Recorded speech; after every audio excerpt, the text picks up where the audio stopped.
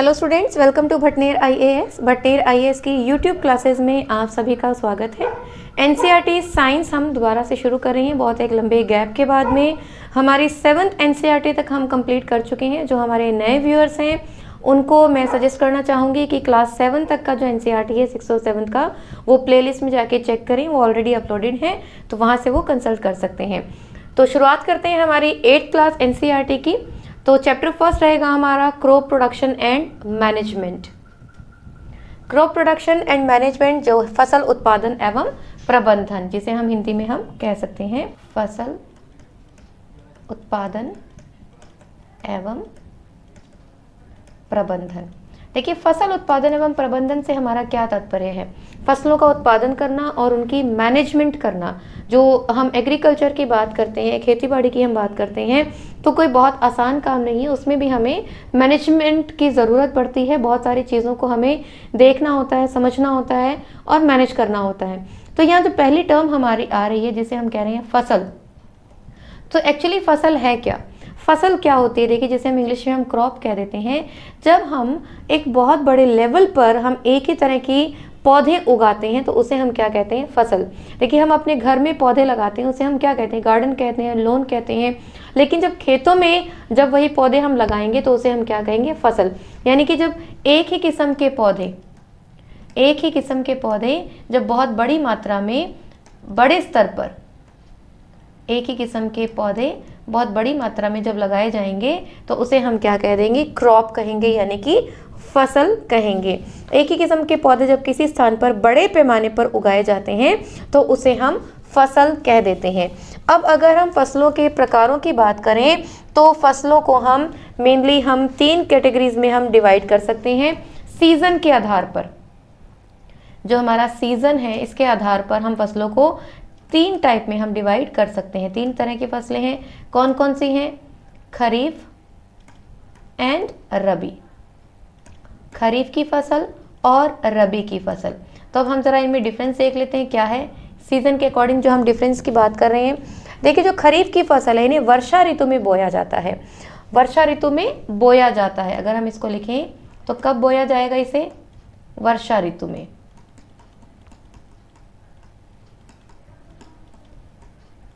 जब कोई फसल वर्षा ऋतु में बोई जाएगी उसे हम क्या कहेंगे? खरीफ की फसल कहेंगे। और हम जानते हैं कि जो हमारे भारत में वर्षा ऋतु का सीजन है, जो उनसे महीने हैं, वो कौन से होते हैं? जून टू सितंबर हम देखते हैं, है ना। जून टू सितंबर, सितंबर हम इसे हिंदी में कहेंगे। तो जून से सितंबर तक जो फसलें ली जाएंगी उन्हें हम क्या कह देंगे? हम कहेंगे खरीफ की फसल। अब अगर एग्जाम्पल हम देना चाहें यहाँ पर, तो देखिए एग्जाम्पल हमारे कौन कौन से हो जाएंगे यहाँ। जैसे हम धान की बात करें, मक्का की हम बात करें, मक्का है, सोयाबीन है, मूंगफली है, मूंगफली हुई हमारी, मक्का, सोयाबीन, धान, कपास है। तो ये सब जो फसलें आ जाएंगी ये हमारी क्या कहलाएंगी? खरीफ की फसलें। और वहीं अगर हम रबी की फसलों की बात करें, यहाँ हम एरो से लिख लेते हैं। रबी की फसलों की अगर हम बात करें तो जो फसलें शीत ऋतु में उगाई जाती हैं। कब उगाई जाती हैं? शीत ऋतु में। जो फसलें शीत ऋतु में बोई जाती हैं वो कौन सी होती हैं? रबी की फसलें होती हैं। ठीक है। अब हम जानते हैं हमारा सर्दियों का महीना कौन सा होता है। जो सर्दियां हैं हमारी, जो हमारी जनवरी, दिसंबर, ये जो महीने हैं ये हमारे सर्दियों के महीने होते हैं। तो यहाँ पर इनको बोया जाता है। उदाहरण की अगर हम बात करें, अगर हम उदाहरण लिखना चाहें यहाँ पर, तो जो हमारे उदाहरण रहेंगे वो कौन से होंगे? जैसे गेहूं है, चना, मटर, सरसों, ये सब क्या कहलाएंगे? हमारी रबी की फसल। गेहूं, चना, मटर, सरसों, ये सब हमारी क्या है? रबी की फसलें। इसी तरीके से हमारी एक और फसल आती है जिसे हम कहते हैं जायद की फसल। जायद क्या होता है? देखिए, रबी और खरीफ इन दोनों के बीच का जो सीज़न होता है उसे हम क्या कह देते हैं? उस सीज़न में जो फसलें ली जाती हैं उन्हें हम कहते हैं जायद की फसलें। मेनली जो सब्जियां होती हैं, सब्जियां जो होती हैं, या हम जैसे तरबूज की बात करें, खीरे की हम बात करें, ये जो सब्जियां हैं ये कब उगाई जाती हैं? ग्रीष्म के सीज़न में, गर्मियों का जो मौसम आ गया बीच में, उसमें हम ये चीज़ें लेते हैं, ये फसलें लेते हैं, तो उन्हें हम क्या कह देंगे? जायद की फसलें हम कहेंगे। अब अगर हम बात करें फसल की पद्धतियों की, यानी कि मेथड्स की, जो पद्धतियां हैं, मेथड्स हैं, वो क्या हैं? देखिए, अगर पुराने समय की हम बात करें तो हमारे पास टेक्नोलॉजी इतनी ज़्यादा नहीं थी, तो हम क्या करते थे? पुराने तरीकों को ही जो है यूज़ करते थे। लेकिन आज हमारे पास टेक्नोलॉजी है, हमारे पास रिसोर्सेज हैं, तो हम आधुनिक तकनीकों का भी हम प्रयोग करते हैं। तो सबसे पहले हम देखते हैं कि स्टेप्स क्या क्या होंगे, स्टेप्स क्या क्या होंगे, यानी कि कौन कौन से स्तर जो हैं हम स्टेप बाय स्टेप हम खेती बाड़ी के लिए यूज़ करते हैं। सबसे पहले जो होती हैं वो हमारी होती है, मिट्टी को तैयार किया जाता है। सबसे पहले क्या करते हैं? हम मिट्टी को तैयार करना होता है। अब आपने देखा होगा, जब भी हम फसल लेते हैं उससे पहले प्लोइंग की जाती है। हल जो होते हैं वो क्या करते हैं? ज़मीन को खोदते हैं, ज़मीन की टिलिंग की जाती है। आपने घर में भी देखा होगा, जो हम घर में कोई क्यारी लगाते हैं, फूल पौधे लगाते हैं, तो हम खुरपी से मिट्टी को थोड़ा थोड़ा खोदते हैं, उसकी टिलिंग करते हैं, ताकि जो मिट्टी है वो सॉफ्ट हो जाए, मुलायम हो जाए। तो मिट्टी तैयार करना जो है हमारा सबसे पहला कदम होगा। इसके बाद क्या होता है? देखिए, जो पोली मिट्टी होती है, तो पोली मिट्टी में रहने वाले केंचुओं और जो सूक्ष्म जीव होते हैं वो ज़्यादा डेवलप हो जाते हैं, और ये जो ऑर्गेनिजम्स हैं, जैसे केंचुआ या माइक्रो ऑर्गेनिजम्स हैं, ये मिट्टी को और ज़्यादा पोला बना देते हैं, सॉफ्ट बना देते हैं, और ह्यूमस जो कंटेंट है वो मिट्टी में बढ़ा देते हैं। तो इसके अलावा हम देखें तो मिट्टी के अंदर जो मृत पौधे हैं, छोटे छोटे और जीव हैं, वो भी इसमें पाए जाते हैं, तो जो मिट्टी की उर्वरता को बढ़ाने में हेल्पफुल रहते हैं। अब जो ऊपरी परत के कुछ सेंटीमीटर की मिट्टी जो होती है वो पौधे की ग्रोथ में सहायक होती है, तो इसीलिए हम इसको उलटने पलटने या पोला करते हैं, ताकि जो पोषक पदार्थ हैं वो पौधों को मिल जाएं और वो ऊपर आ जाएं। तो इस तरीके से मिट्टी को उलटना पलटना या पोला करना जो है फसल उगाने के लिए बहुत ही ज़रूरी है। इसी को हम क्या कहते हैं? जुताई भी हम कह देते हैं हिंदी में। अगर प्रॉपर वर्ड हम लें तो इसे हम क्या कह देंगे? जुताई, जो हल चलाकर हम करते हैं। इसके बाद हम जो कृषि के उपकरण हैं, जुताई के अंदर जो उपकरणों की हम बात करें तो हम जानते हैं हमें हल चाहिए होता है, इसके लिए हल की ज़रूरत होती है ना। और इसके अलावा हमें जो शेफ्ट, हल शेफ्ट होता है, फाल हम कहते हैं, ज़मीन की निराई गुड़ाई जिसे हम कह दें, कुदाली है, कुदाली हमें चाहिए होती है। इसके बाद हम देखें कल्टीवेटर है, कल्टीवेटर है। तो ये सब अलग अलग जो इंस्ट्रूमेंट्स हैं वो हमें चाहिए होते हैं मिट्टी की जुताई के लिए, उसको पोला करने के लिए। इसके बाद हम करते हैं बुआई। जो अगला स्टेप होता है हमारा, इसे हम क्या कहते हैं? बुआई, यानी कि सोइंग। तो सोइंग क्या होती है? यानी कि बीजों को ज़मीन में दाबना।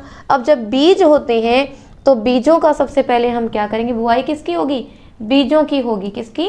सीड्स की। तो पहले हमें सीड्स मिलने चाहिए। सीड्स कैसे होंगे? जो हमारे पास अच्छी क्वालिटी के सीड्स होंगे। तो सबसे पहले हम क्या करेंगे? उसकी क्वालिटी का चयन करेंगे। बीजों की क्वालिटी कैसी है, उनका स्तर कैसा है। तो हम देखते हैं, जो एक ट्रेडिशनल मेथड की अगर हम बात करें तो बीजों को पानी के अंदर डिप किया जाता है।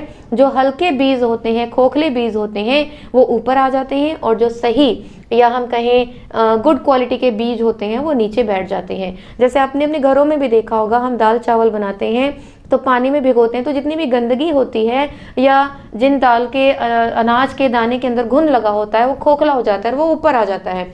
तो इसी तरीके से हम बीजों का चयन भी कर लेते हैं। तो अच्छे और स्वस्थ बीजों को या क्षतिग्रस्त बीजों को आपस में अलग कर दिया जाता है, और फिर इन बीजों को हम क्या करते हैं? यूज़ करते हैं सोइंग के लिए। अब जो सोइंग है उसके लिए भी हमें कुछ औजारों की ज़रूरत होती है। कुछ परंपरागत औजार होते हैं, कुछ जो आधुनिक औजार होते हैं, जैसे हम सीड ड्रिल हम देखते हैं, है ना। सीड ड्रिल, सीड ड्रिल जो उपकरण है वो क्या होता है? जैसे हम अपने ट्रैक्टर में या ट्रॉली में उसको पीछे अटैच कर लेते हैं, और वो ज़मीन में जो क्यारियां हैं वो बनाता हुआ चलता है, और जो बीज हैं वो उसमें हम डालते हुए चलते हैं। और वहीं पुराने अगर मेथड की हम बात करें तो जो हमारा हल होता है, हल के ऊपर हम एक फनल लगा लेते थे, और जो हल जैसे जैसे आगे चलता जाता था क्यारी बनती जाती थी, और उस फनल के ऊपर जब हम बीज डालते थे तो उसी क्यारी के अंदर जो बीज हैं वो जो है बोए चले जाते थे। तो इस तरीके से हम जो है बुआई करते हैं। अब अगले मेथड की अगर हम बात करें, यानी कि अगला जो स्टेप आएगा वो हमारा होगा खाद और उर्वरक मिलाना। खाद और उर्वरक, भाई हमने बीज भी बो दिए, अब उन बीजों के डेवलपमेंट के लिए क्या होगा, हमें खाद और उर्वरकों की ज़रूरत होगी। तो देखिए खाद अगर हम देखें तो खाद तो क्या है, एक जैविक, खाद की अगर हम बात करें तो ये क्या है, ये कार्बनिक पदार्थ है। जैसे हम काऊ डंग, गाय के गोबर की बात करें, सड़ी गली पत्तियां हैं, इन सब की बात करें, तो ये सब मिक्स होकर के आपस में क्या बन जाते हैं, जैविक पदार्थ, कार्बनिक पदार्थ होती हैं, जो हम पौधों या जंतु अपशिष्टों से कह सकते हैं वो मिलती है हमें, ये कार्बनिक पदार्थ है। ठीक है, तो जितना भी अपशिष्ट होता है इसको एक गड्ढे में डाल दिया जाता है और इसका अपघटन, डीकम्पोजिशन होता है। अब जो डीकम्पोजिशन होता है किसके द्वारा होता है, जो डीकम्पोजर्स होते हैं, जो सूक्ष्म जीव होते हैं, वो इनको धीरे धीरे अपघटित करते रहते हैं। जैसे आपने वर्मी कंपोस्टिंग पढ़ा है ना, वर्मी कंपोस्टिंग, यानी कि एक खड्डे के अंदर ये जितना भी सारा सामान है उसको डाल दिया जाता है और उसके अंदर जो वर्म्स हैं, यानी कि छोटे छोटे केंचुए हैं, वो उसमें छोड़ दिए जाते हैं। और ये केंचुए, जब वर्म्स जिन्हें हम कहते हैं, ये क्या करते हैं, इन कार्बनिक पदार्थों को खाकर और ज़्यादा डीकम्पोज करते हैं और लास्ट में जो मटेरियल बच जाता है उसे हम क्या कह देते हैं, खाद कह देते हैं। तो एक तरीके से ये समझाने का मतलब है कि जो खाद है वो क्या है, जैविक पदार्थ है। इसी तरीके से उर्वरक की अगर हम बात करें तो ये क्या है, हमारा रासायनिक पदार्थ है, यानी कि अलग अलग केमिकल्स को मिला करके जो है उर्वरक बनाए जाते हैं। जैसे urea, ammonium sulphate, super phosphate, potash है। तो ये सब जो फसलें जब विशेष पोषकों में समृद्ध होती हैं, सपोज मिट्टी में यूरिया की कमी हो गई है तो हम उसमें यूरिया डालते हैं या सुपर फॉस्फेट डालते हैं, अमोनियम सल्फेट डालते हैं। तो जैसे हमें प्रोडक्शन ज़्यादा लेना होता है तो हम इन उर्वरकों का प्रयोग करते हैं, लेकिन ये उर्वरक चूँकि रसायन है और अल्टीमेटली जो इनका एक्सेसिव यूज़ है वो हमारे लिए नुकसानदायक ही रहता है। तो मिट्टी की उर्वरता बनाए रखने के लिए हमें जो रासायनिक पदार्थ हैं उनकी बजाय कार्बनिक पदार्थों को, यानी कि खाद को हमें यूज़ करना चाहिए, क्योंकि ये रासायनिक पदार्थ अल्टीमेटली जो है पौधों से होते हुए जलीय जो हमारे स्रोत हैं आसपास के, वहाँ पर, या जब हम उन फलों का, सब्जियों का, अनाज का सेवन करते हैं तो हमारी बॉडी के अंदर भी वो चले जाते हैं। तो वैसे भी आजकल आपने देखा है कि हम ऑर्गेनिक फार्मिंग को बढ़ावा दे रहे हैं। वो क्यों दे रहे हैं, क्योंकि ये जितने भी केमिकल्स हैं इन्होंने हमारा प्रोडक्शन तो बढ़ाया है, लेकिन ओवरऑल अगर हम देखें तो इनसे हमें नुकसान हुआ है, हमारे पर्यावरण को, हमारे जैव विविधता को, हमारी मिट्टी की उर्वरता में भी इसमें फ़र्क आया है। तो चलिए हम देखते हैं, जैसे खाद का जो उपयोग है वो क्या करता है, मिट्टी की जो कंपोजिशन है, गठन है, और जो मिट्टी की जल अवशोषित करने की क्षमता है इसको भी बढ़ाता है और इससे मिट्टी की जो क्षतिपूर्ति होती है वो भी पूरी हो जाती है। तो इस तरीके से हम जो है खाद का और उर्वरकों का प्रयोग करके हम जो है क्रॉप प्रोडक्शन को और आगे बढ़ा लेते हैं। अगर डिफरेंस अगर हम देखें तो हम पढ़ ही चुके हैं कि जो उर्वरक है वो अकार्बनिक है, जबकि खाद जो है वो कार्बनिक है। जो उर्वरक है उनका उत्पादन फैक्ट्रियों में होता है, जो खाद है वो खेतों में बनाई जाती है। उर्वरक से मिट्टी को ह्यूमस में नहीं मिलती है, लेकिन खाद से मिट्टी को ह्यूमस मिल जाती है। उर्वरक जैसे नाइट्रोजन, फास्फोरस, ये पोटेशियम जो पादप के पोषक तत्व हैं वो इनमें ज़्यादा होते हैं, लेकिन खादों में अगर हम बात करें तो ये पोषक तत्व कंपैरेटिवली कम होते हैं। तो इसीलिए जो है प्रोडक्शन बढ़ाने के लिए, ज़्यादा पोषण देने के लिए हम उर्वरकों का उपयोग कर लेते हैं। लेकिन हमने जैसे देखा कि खाद के हमें फ़ायदे ज़्यादा हैं और उर्वरक के नुकसान ज़्यादा हैं, तो हमें खाद का, इनके ऑर्गेनिक फार्मिंग जिसे आजकल हम कहते हैं, उसका हमें यूज़ करना चाहिए। चलिए, जो अगला स्टेप आ जाता है वो हमारा होता है सिंचाई। सिंचाई मतलब इरिगेशन। इरिगेशन मतलब जो पौधे हमने बो दिए हैं, बीज जो हमने बो दिए हैं, वे जो पौधे निकलेंगे इनको पानी की भी तो ज़रूरत होगी। पानी जो हम सिंचाई के स्रोत की अगर हम बात करें तो कुएं, जलकूप हैं, तालाब, झील, नदियाँ, बांध, नहर, ये सब क्या है, हमारे सिंचाई के स्रोत हैं, साधन हैं। वहीं अगर हम बार बार जैसे हम बात कर रहे हैं कि हम मॉडर्न मेथड्स आजकल हम यूज़ कर रहे हैं, यानी कि आधुनिक तकनीकों का हम यूज़ कर रहे हैं। ट्रेडिशनल मेथड्स जो थे हमारे वो आजकल हम छोड़ते चले जा रहे हैं, क्योंकि हमें प्रोडक्शन ज़्यादा लेना है, डिमांड ज़्यादा है, सप्लाई ज़्यादा करनी है, तो और हमारे लिए फ़ायदेमंद भी हैं। तो ये सब हम क्या कर रहे हैं, मॉडर्न टेक्निक्स को हम यूज़ कर रहे हैं। तो कुएँ, जलकूप, ये सब जो है हमारे साधन तो हैं। पारंपरिक तरीकों में अगर हम बात करें तो देखिए, जैसे हम घिरनी की हम बात करते हैं ना, घिरनी या रहट पंप होता था, चेन पंप होता था, चेन पंप है, ढेकली हम पढ़ते हैं। ये सब क्या होता है, जैसे आपने देखा होगा एक बड़े सारे व्हील के ऊपर, पहिए के ऊपर एक पशु को बांध दिया जाता है और एक जो डंडा लगा होता है, उस जैसे जैसे वो बैल घूमता है वो पहिया घूमता है और जो भी पानी का स्रोत है वहाँ से वो बाल्टियाँ जो है उस पहिए पर लगी हुई भरती जाती हैं और पानी जो है खाले के थ्रू होता हुआ खेतों में चला जाता है।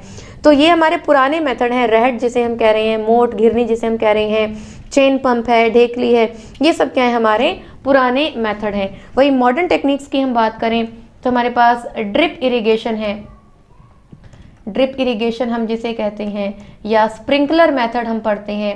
स्प्रिंकलर यानी कि जैसे फव्वारे की तरह से जो है, फव्वारे की तरह से जो पानी है वो क्या किया जाता है फसलों में, उसका छिड़काव किया जाता है। और ड्रिप इरिगेशन में कुछ जो पाइप है इस तरीके से कनेक्ट किया जाता है, जैसे पौधे हैं यहाँ पर, तो इन पौधों के डायरेक्ट जो रूट्स हैं यहाँ पर जो है पानी जो है पहुँचता है और डायरेक्ट जब रूट में ड्रिप यानी कि ड्रॉप बाय ड्रॉप जब पानी जाता है तो पानी की जो वेस्टेज है वो बहुत कम होती है। तो इस तरीके से जो ड्रिप सिस्टम है या स्प्रिंकलर सिस्टम है ये क्या होता है हमारे लिए बहुत फ़ायदेमंद है। जैसे स्प्रिंकलर सिस्टम है इसको हम जो बलुई मिट्टी होती है, बालू मिट्टी होती है, वहाँ पर इसका ज़्यादा यूज़ किया जाता है, बलुई मिट्टी वाली ज़मीन पर। और वहीं अगर हम ड्रिप इरिगेशन की बात करें तो जल की कमी वाले जो क्षेत्र हैं, जहाँ जल की कमी है, हमें पानी को बचाना है, बूंद बूंद पानी की कीमत है जहाँ पर, वहाँ हम इन ड्रिप इरिगेशन को यूज़ करते हैं। इसके बाद जो अगला स्टेप आ जाता है हमारा वो रहता है खरपतवार को हटाना, यानी कि वीडिंग जिसे हम कहते हैं, खरपतवार। अब आपने देखा है जो हमारी फसल होती है, फसल के आसपास जो जंगली घास फूस है वो बहुत सारी निकल आती है, तो हम उस घास फूस को हटाते हैं जिसे हम क्या कहते हैं, वीडिंग या खरपतवार। अब कई बार जो क्या किया जाता है इसको मैनुअली किया जाता है, हाथों से या मशीनों से किया जाता है, और कई बार जो है केमिकल्स छिड़क कर भी जो है वीड्स को हटाया जाता है, यानी कि जो जंगली घास है उसको हटाया जाता है। इसी प्रोसेस को यानी कि जो केमिकल्स हम यूज़ कर रहे हैं इनको हम क्या कहते हैं, वीडीसाइड्स हम कह देते हैं। यानी कि जब केमिकल्स को यूज़ करके जंगली घास फूस को हटा दिया जाता है उसे हम क्या कहते हैं, वीडिंग। ये हमारा क्या कहलाएगा, खरपतवार नाशी। जो केमिकल्स हम यूज़ कर रहे हैं वो हमारे क्या कहलाएंगे, खरपतवार नाशी कहलाएंगे। इसके बाद का जो प्रोसेस आता है ये हमारा कहलाता है कटाई। कटाई यानी कि हार्वेस्टिंग। अब ये भी हम जानते हैं, देखिए कटाई, जो फसल पककर तैयार हो जाती है तो उसको काटना ही कटाई कहलाएगा। तो जो फसल हम है उसको क्या करते हैं, धरातल के पास से जब हम उसे काट लेते हैं, जो फसल है उसको 3 से 4 महीने में पकने का जो समय है वो लगभग 3 से 4 महीने का लगता है। या तो पौधों को खींचकर उखाड़ा जाता है जड़ समेत, या उसको जो धरातल है वहाँ से काट लिया जाता है। और जो मशीन जो हम यूज़ करते हैं उसे हम क्या कहते हैं, हार्वेस्टर। हार्वेस्टर, जो मशीन यूज़ की जाती है उसे हम क्या कह देते हैं, हार्वेस्टर कहते हैं। और अब जो फसल कटकर हमारे पास आ गई है उसमें से जो अनाज के दाने अलग निकाले जाते हैं, यानी कि जो छिलका है, जो शैफ है, उससे जो ग्रेन्स यानी कि दाने अलग निकाले जाते हैं, उस प्रोसेस को हम कहते हैं थ्रेशिंग। तो ये आपसे स्टेप्स पूछे जा सकते हैं, हार्वेस्टिंग क्या है, थ्रेशिंग क्या है, तो आपको हार्वेस्टिंग और थ्रेशिंग में कंफ्यूज नहीं होना। हार्वेस्टिंग तो क्या होता है, जब फसल पककर तैयार हो जाती है तो उसकी कटाई करना, और थ्रेशिंग क्या होता है, छांटना, मतलब जो अनाज है उसको छिलकों से अलग करना। अब आपने देखा होगा कई बार हम फटक फटक कर अलग करते हैं, कई बार विनोइंग एक मेथड यूज़ किया जाता है। इसमें अलग अलग मेथड्स हम लिख लेते हैं, जैसे फटकना है, फटकार कर। आपने देखा होगा घर में हम दाल चावल बनाते हैं उसको जैसे फटकारते हैं, गेहूं साफ करते हैं उसको फटकारते हैं। इसी तरीके से विनोइंग एक मेथड होता है। कई बार आपने देखा होगा हम हाथ से चुककर भी अलग करते हैं। विनोइंग जो मेथड है, कई बार आपने देखा होगा जैसे अनाज है उसके पास आते एक पंखा लगा दिया जाता है, तो जो हल्का छिलका है वो हवा से उड़कर चला जाता है और जो भारी अनाज है वो नीचे गिर जाता है। तो इस तरीके से अलग अलग जो मेथड हैं उनसे थ्रेशिंग की जाती है, यानी कि अनाज को छिलकों से अलग किया जाता है। इसके बाद जो अगला स्टेप आ जाता है वो रहता है हमारा भंडारण, यानी कि स्टोरेज जिसे हम कहते हैं। भाई अब अनाज हमारा पककर तैयार हो गया, अब इसका जो है भंडारण हमें करना पड़ेगा। तो बड़ी बड़ी ग्रेनरीज होती हैं, गोडाउन्स होते हैं जहाँ पर इनको स्टोर किया जाता है। अब आपने देखा है जो बीज हैं कई बार उसमें चूहे हैं, कीट छोटे छोटे कीट जो लग जाते हैं, घुन जिसे हम कह देते हैं, नमी की वजह से जो है अनाज का दाना खराब हो जाता है। तो बहुत सारी चीज़ें हैं जो नुकसान देती हैं, तो हमें प्रोटेक्टिव वे में जो स्टोरेज है वो बहुत ज़्यादा ज़रूरी है। तो यहीं पर एक और टर्म आ जाती है हमारे पास में जिसे हम कहते हैं साइलो, यानी कि जब बीजों को जैसे भंडार किया जाता है बड़े बड़े बीन्स के अंदर, बड़े बड़े डब्बों के अंदर जब इनको भंडार किया जाता है, इसे हम क्या कह देते हैं, साइलो हम इसे कह देते हैं, ताकि इनको जो कीटनाशी हैं और जो पीड़क हैं उनसे बचाया जा सके। तो इसी तरीके से हम देखें कीटों के साथ साथ जो अलग अलग प्रॉब्लम्स आती हैं, अगर हम देखें जो प्रॉब्लम फेस करते हैं फार्मर्स, जैसे क्लाइमेटिक कंडीशंस हैं, मौसमी परिवर्तन है, कोई निश्चितता नहीं है। तो जैसे जैसे मौसम में परिवर्तन होगा, कई बार बाढ़ आ जाएगी, कई बार सूखा होगा, कई बार फसलों को कम टेम्परेचर की ज़्यादा ज़रूरत होती है और कई बार ज़्यादा टेम्परेचर की ज़रूरत होती है। लेकिन जो ये फेवरेबल कंडीशंस अगर नहीं मिलेंगी तो फसलें ख़राब भी हो सकती हैं।